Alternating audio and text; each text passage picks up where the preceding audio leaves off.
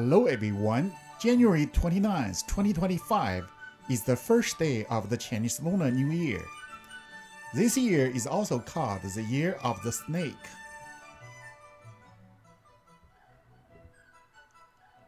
Now, I'd like to give a brief introduction about the Chinese New Year. Let's get started.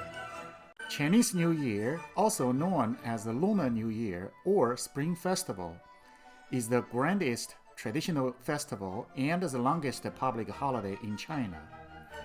As the most colorful annual event, the traditional Chinese New Year celebration runs for 15 days. Wow, 15 days! I guess you may want to move to China now. The climax of celebrations does not arrive on the first day or the last day of the Chinese New Year. It actually arrives around the Lunar New Year's Eve, which is January 28, 2025 for this year. During the Chinese New Year period, China is dominated by iconic red lanterns, loud firecrackers, lavish banquets, and grand parades. And the festival even triggers exuberant celebrations across the world.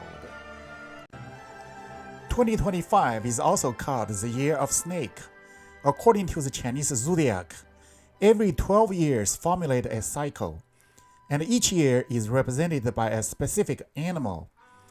People born in the Year of Snake include 1941, 1953, 1965, 1977, 1989, 2001, 2013, and of course 2025.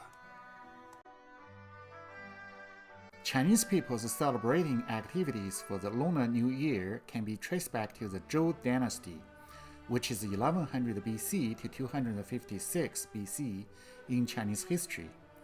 The origin of the Spring Festival is too old to be researched. The Chinese character Nian means year in English. 过新年 means to celebrate the new year. According to the ancient Chinese legend, in ancient time there was a ferocious monster beast named Nian. It has sharp teeth and horns. Hiding itself in a dark sea for most of the year, the beast would go on shore at the Lunar New Year's Eve to hunt crops, livestock, and even farming villagers. Therefore, every time before the New Year Eve, all the villagers would escape to remote mountains to avoid Nian's attack. With time going on, the farming villagers gradually realized the Achilles heels of this ferocious monster. It is afraid of fire, loud voice, and even the color red. So, each year at the Lunar New Year's Eve, the villagers would set up a big fire, make enormous noises, and dress in red to scare away the monster beast.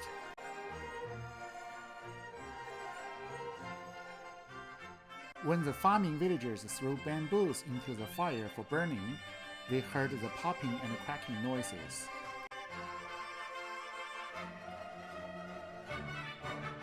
Enlightened by this phenomenon, the ancient Chinese people developed firecrackers.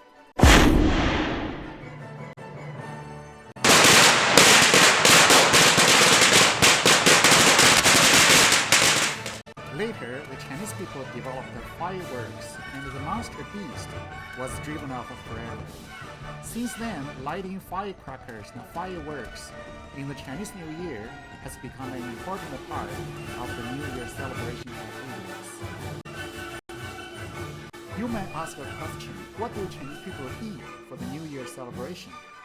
Well, if you have not eaten at this time, I would suggest you pause here and grab something to eat.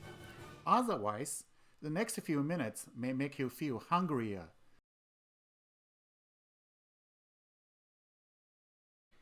Eating is an everlasting topic for Chinese people. For the Chinese New Year, dumplings are obviously one of the most popular foods. Besides dumplings, wonton soup is also very popular, especially in southern China. As mentioned previously, the climax of the Chinese New Year celebration happens in New Year's Eve, which is a very important time for family reunion. All the family members would work together at this time to prepare massive dishes for such a reunion. These are just a few samples for some popular foods that Chinese people eat during the Chinese New Year. There are too many varieties to put onto a single page. I don't know how you feel, but anyway, my mouth waters now. This is just an ordinary family reunion dinner in the Chinese New Year's Eve. During the Chinese New Year, Chinese people have lots of activities on their schedule. Those activities include sweeping and cleaning the house before the New Year, pasting Spring Festival couplets, sending New Year greetings to friends and relatives, giving gifts, and visiting the temple fairs, and so on.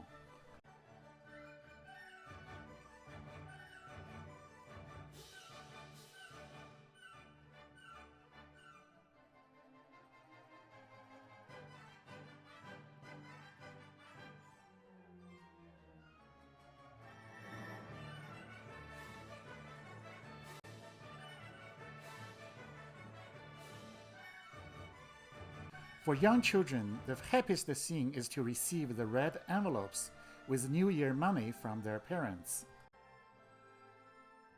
This page illustrates how the Chinese children celebrate the Chinese New Year.